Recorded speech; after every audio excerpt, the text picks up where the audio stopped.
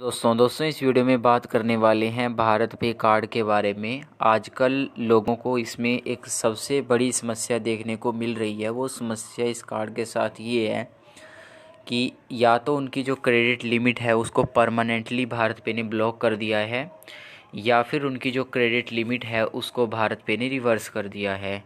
Reverse से मेरा मतलब है कि जैसे यहाँ पर किसी को 5,000 की लिमिट दी हुई है, उसकी जो लिमिट है क्रेडिट लिमिट वो ज़ीरो यहाँ पर दिखा रहा है, जैसे कि आप स्क्रीन पर भी देख सकते हो।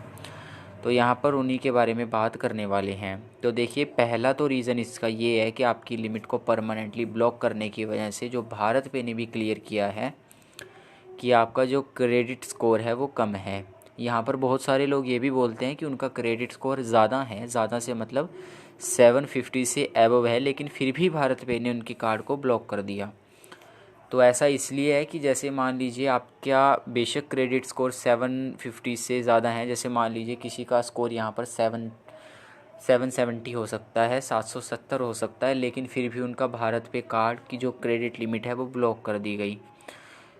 तो इसका जो रीज़न ये है कि बेशक उनका स्कोर तो 770 है या 750 से ऊपर है, लेकिन उनके ऊपर जो कर्ज है, जो उन्होंने लोन लिए हुए हैं, वो सिविल स्कोर में शो कर रहे हैं। और वो जो लोन है वो बहुत ज़्यादा है।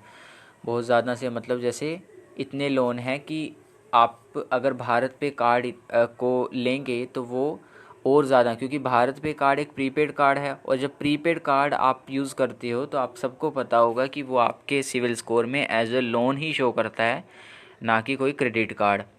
तो इस वजह से क्या हो रहा है कि भारत पे ये चेक कर रहा है कि किनके पास कितना जो ड्यूज़ पेंडिंग है, किनका कितना ड्यूज़ पेंडिंग है, तो उस हिसाब से वो उनकी लिमिट को ब्लॉक कर रहा है। तो एक तो रीज़न यहाँ पर ये है। दूसरे रीज़न में क्या हो रहा है कि भारत पे लिमिट को रिवर्स कर रहा है। ब्लॉक करना लिमिट को एक अलग बात है, लेकिन रिवर्स करना एक अलग बात है।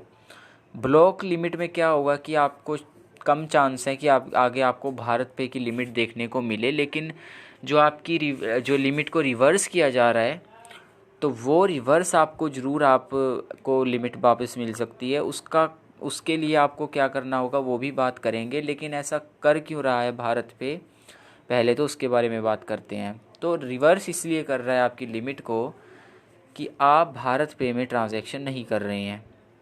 मतलब देखिए, जो भारत पे एप्लीकेशन है वो डिज़ाइन की गई है बिज़नेस जो मैन मतलब मर्चेंट को टारगेट करके इसको डिज़ाइन किया गया है। तो आपको जो इसमें क्यूआर मिलता है, जैसे मैं आपको दिखाता हूँ अभी। जैसे मैं यहाँ पर अपने ही देखिए भारत पे अकाउंट में आया। अकाउंट में आने के बाद आपको यहाँ पर इसमें इस एप्लीकेशन में मिलता है क्यूआर। जैसे ये क्यूआर है आपका। आप यहाँ पर जैसे क्यूआर देखेंगे तो जैसे मान लीजिए ये क्यूआर है आपका।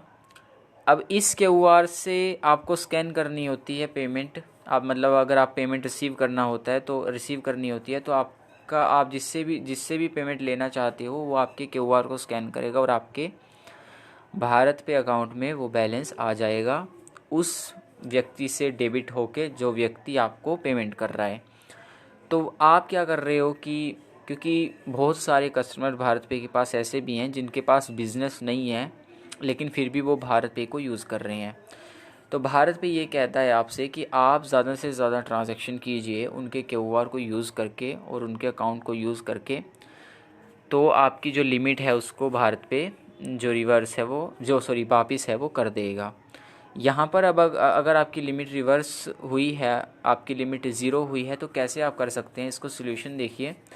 आपको क्या करना है कि आपको 6 ट्रांजैक्शंस क्यूआर से एक्सेप्ट करनी है, एटलीस्ट 6। यहाँ पर भारत पे ने बोला है, मैंने कस्टमर केयर से बात की है तो उन्होंने बोला है कि भारत पे में आपको एटलीस्ट 6 ट्रांजैक्शन करनी है। क्यूआर से आपको 6 पेमेंट रिसीव करनी है, और वो 6 पेमेंट जो आप रिसीव करेंगे वो आप 6 अलग अलग व्यक्ति से रिसीव करेंगे। मतलब ऐसा नहीं है कि आपने, क्योंकि यहाँ पर कुछ लोग क्या करते हैं कि वो अपने भाई के जैसे मोबाइल लेते हैं, भाई का मोबाइल, उसको क्या करते हैं कि उनके एप्लीकेशन जैसे पेटीएम या गूगल पे से स्कैन करते हैं और फिर वो भारत पे में पैसे आ जाते हैं और वो इसको सोचते हैं कि एक ट्रांजैक्शन हो गई।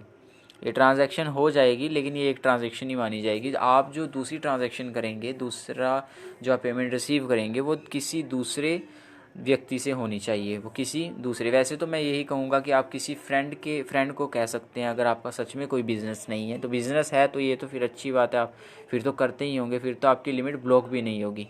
लेकिन अगर आपका बिज़नेस नहीं है तो आप अपने फ्रेंड की हेल्प ले सकते हैं, और आप एटलीस्ट 6 ट्रांजैक्शन तो आपको इसमें डन करनी ही होंगी। ठीक है, तो 6 ट्रांजैक्शंस आप मिनिमम अगर इसमें डन करोगे तो आपकी जो लिमिट है वो रिवर्स जो हुई है वो आपकी दोबारा से एक्टिव कर दी जाएगी। परमानेंटली ब्लॉक का सलूशन ये है कि आपके ऊपर जो पेंडिंग ड्यूज़ अवेलेबल हैं आपको उसको क्लियर करना होगा, तभी आपको चांस है कि इसमें जो लिमिट है दोबारा देखने को मिलेगी। लेकिन यहाँ पर परमानेंटली ब्लॉक बोला गया है तो फिर चांसेस ये भी हैं कि भारत पे आपको लिमिट ना ही दे दोबारा से। तो इस तरह से अगर आपको कोई अनदर क्वेश्चन भी भारत पे से रिलेटेड रहता है, आपकी लिमिट ब्लॉक हुई है, तो वो आपका कोई क्वेश्चन रहता है उस रिगार्डिंग, तो आप नीचे कमेंट सेक्शन में पूछ सकते हैं।